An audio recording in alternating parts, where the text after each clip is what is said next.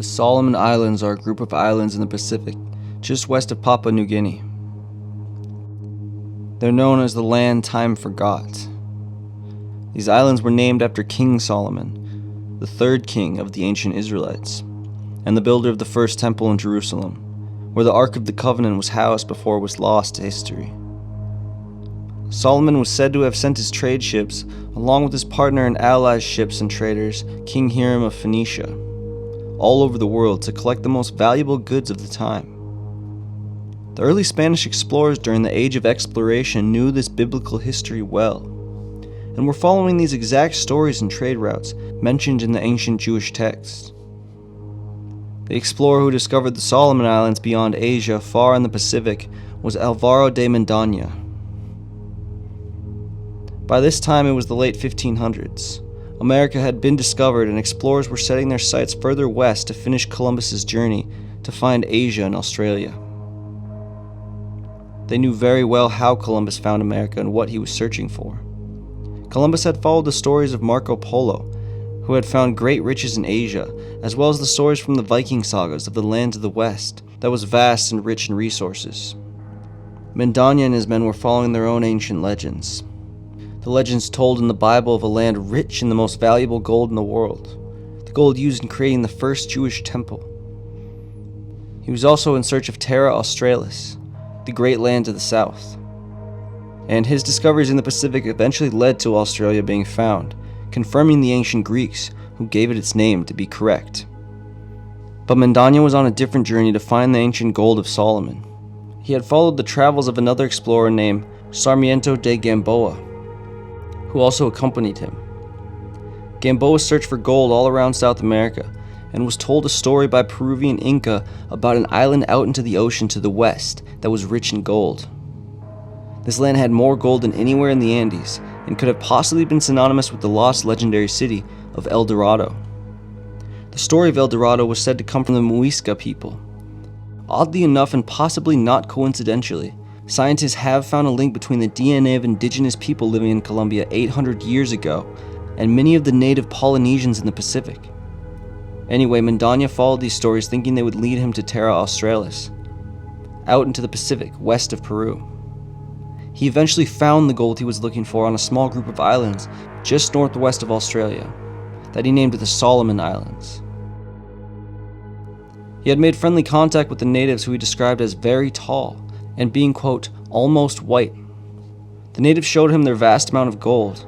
However, these natives turned out to be cannibals and attempted to kill and consume Mendaña and his men. Today, the gold mining industry is a huge part of the local economy, and many locals have long made their living by mining gold by hand. Much like the gold found in California and the Yukon, the islands have a high amount of alluvial gold.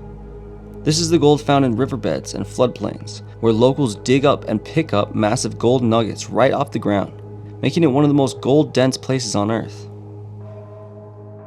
Soldiers were said to find gold while digging trenches during World War II.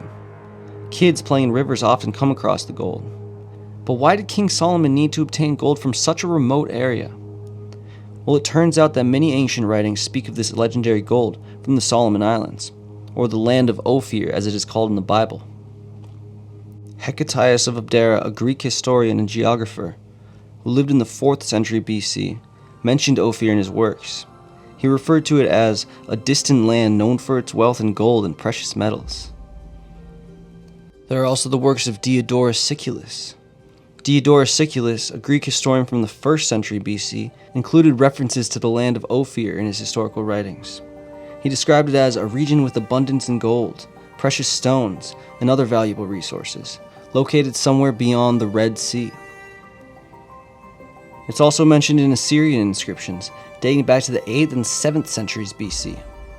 There are references to trade expeditions to a region called Ophir of Meluah. Phoenician inscriptions also mention this land of Ophir, and many Egyptian scholars believe there are parallel references of a land of gold in Egyptian writings as well. So this gold was very sought after in the ancient world. In the Bible it says King Solomon used this gold from this faraway land in the very clothes he wore, signifying its pure and holy makeup. Many locals in the Solomon Islands say the gold is magical and has special properties, setting it apart from other gold. But these aren't the only legends on the islands. Indigenous oral histories also speak of this land being a safe haven for giants after a flood that covered all these islands. It is said that this flood, the flood of Rua Rua, engulfed all the islands, even the 4,000 feet high San Cristobal Hills. Those drowned in it turned into stone pillars, which can be seen at Mawata. It was Umaroa, leader of the Mara clan, who saved his people by taking them, a sacred stone, and pairs of all the animals on board a great canoe. Excuse my pronunciations. When the waters recede, Umaroa made landfall at Waimarai in the Arosi district and offered a sacrifice in thanks. From there, an Adaro descended from a rainbow and guided them to their new home. Umaroa is now buried there, and his sacred stone was laid on top of him. The area is now rich with magic, and visitors have to observe certain rules to avoid bad luck. Any trees cut down and left there will cause the lumberjacks to wander in circles, always returning to that same cut tree. If there is a rainbow above the river, it cannot be crossed without making an offering to Adaro first. Names have particular strength there. Ropes cannot be called Ari, but instead must be referred to as Kuni Kuni, meaning to let down. Otherwise, snakes will be summoned immediately. The local histories also speak of terrible creatures surrounding their waters and deep in their wilderness. They tell of this creature called the Adaro. It's described as a man with gills behind its ears, tail fins for feet, a horn like a shark's dorsal fin, and a swordfish or sawfish-like spear growing out of its head. They may also travel in waterspouts and along rainbows, and are said to kill unwary fishermen by firing flying poisonous fish at them. Passing boats will use their paddles softly so as not to disturb them. And then there's the Agunua, the cosmic serpent, or god of the sea. It has the head of a human, 4 eyes, clawed arms, bat wings, and the body of a serpent, much like a dragon. The ancient belief is that he created and nourished all living things, that he is the male version of Mother Earth. And their histories are also full of stories of giants inhabiting the thick jungles. A man by the name of Marius Boiraon, the research director of Solomon Anthropological Expedition Trust Board Incorporated, is one of the researchers who has been doing investigations in the Solomon Islands on the accounts of true giants.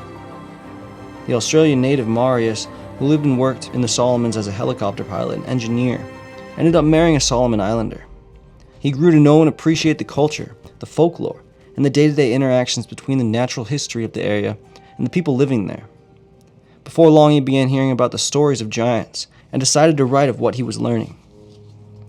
In his book, Solomon Island Mysteries, Adventures Unlimited, Press 2010, Marius first chronicles the information he was gathering from the natives, of whom his wife is one, from the Solomons.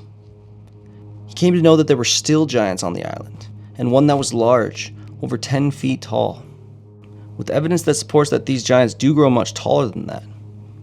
These Guadalcanal giants, as he calls them, have very long black, brown, or reddish hair, protruding double eyebrows, bulging red eyeballs, flat noses, and a wide gaping mouth facial feature. Awareness of them is shown by the newspapers as well. Researcher Marius has collected first-hand accounts of the sighting of the giants, said to be over 15 feet tall, which leave footprints around construction sites. There are even kidnapping stories. He shared on one website the following. The Guadalcanal people and many others all know the story of Mango, whom passed away 2 years ago. She had been kidnapped by the giants 50 years ago and spent 25 odd years with them. She was found pregnant, hysterically frothing from the mouth in a garden on the northeast coast. A giant had taken her as a wife. When the men realized who she was, they tried capturing her, but because her skin was as slimy as an eel, they found it difficult holding her. One of the men had an ingenious idea and got some particular rough-sided leaves, of which they used to hold her down and tie up with a vine. Understandably, she was mentally unstable for the remainder of her life, but through her pregnancy she gave birth to a half-caste boy. The bastard boy lived to the age of 5 when one of Mango's brothers slaughtered him. Peter and a few other friends of mine know where he's buried. Mango is just one of many that this type of thing has happened to. But you don't have to believe me, just ask them. There are quite a few more. And that's from Marius' website. Now, I found that the locals also say these giants are experts at traversing the thick forest and use the vast cave systems on the island to travel and stay hidden. A similar detail to stories of giants in other cultures around the world. The earth is filled with cave systems hundreds of miles long that reach deep into the earth's crust. Many of these are unexplored, and new species are being discovered in these caves every single year.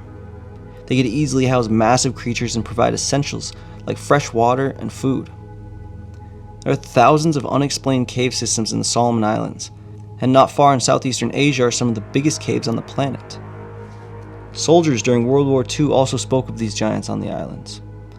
Many of the locals fought alongside the Allied forces, and they would tell stories of giants that inhabited the jungles and caves.